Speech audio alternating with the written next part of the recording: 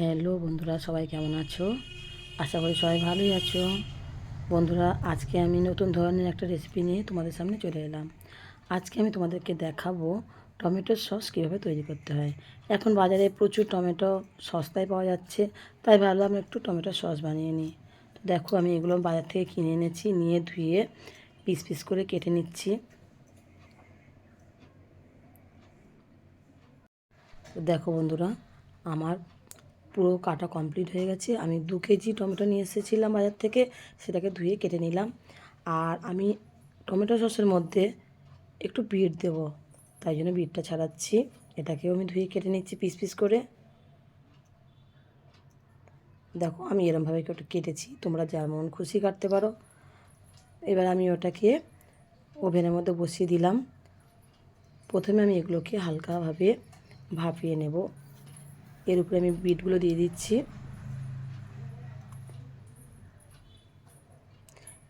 এর মধ্যে কিছু এবার আদা কুচি দিয়ে দেবো, দিয়ে এটাকে আমি চাপা দিয়ে সেদ্ধ করতে দেবো।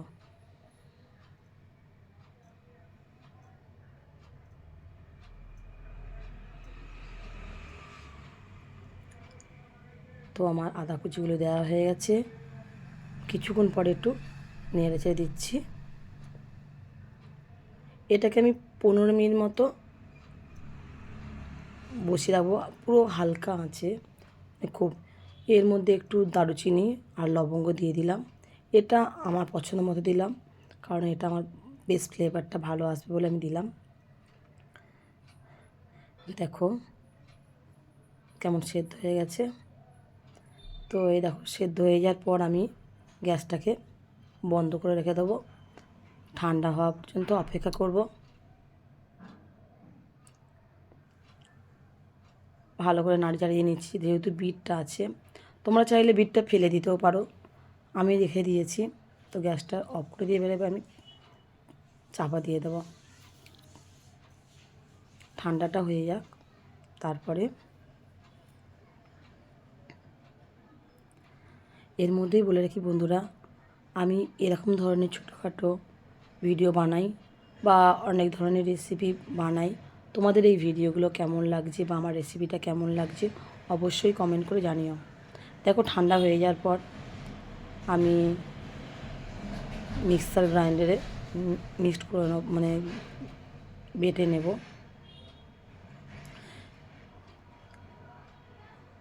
তো মিক্সার গ্রাইন্ডারে আমি গ্রাইন্ড করে নিলাম। দেখো, এরকম পেস্ট একটা তৈরি হচ্ছে। এটা আমি ছেঁকে নেব, কারণ ওর যে এগুলো বাদ দিয়ে দিতে হবে।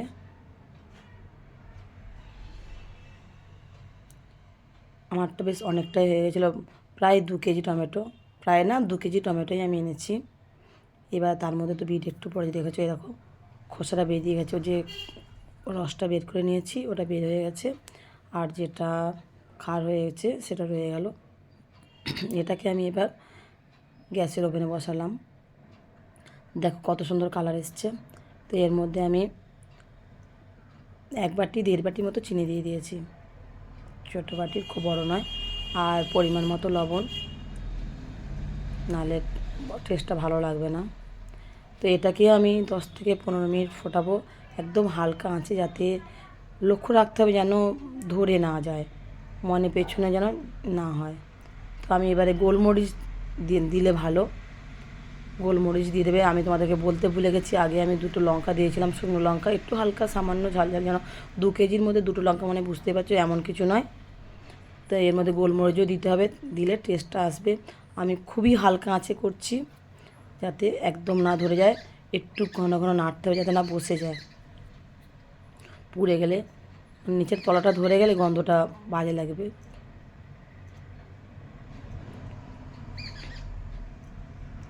এখন টমেটোর অনেকটা কমই দাম, তোমরা চাইলে করতেও পারো। আমার মনে হলো আমি একটু করে নিলাম, তাই একটু ভিডিও করে তোমাদেরকে দেখাচ্ছি।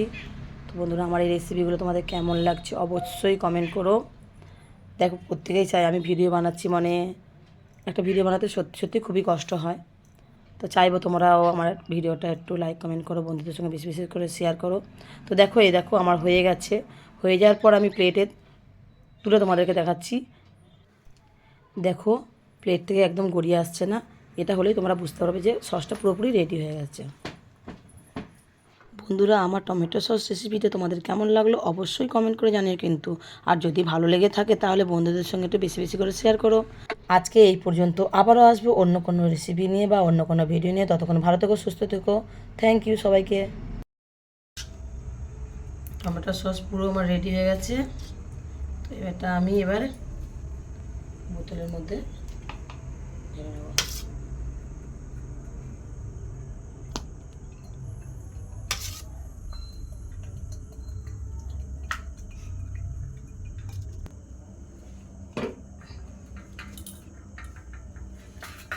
দেখ বন্ধুরা, এই যে পুরোটা হয়ে গেছে, আরও হয়ে গেছে। যেহেতু আমি 2 কেজি টমেটো সস করেছিলাম, সসটা আমি নিরামিষই করবো বলে পেঁয়াজ রসুন দিইনি। যারা তোমরা নিরামিষ করবে না তারা পেঁয়াজ রসুনও দিতে পারবে।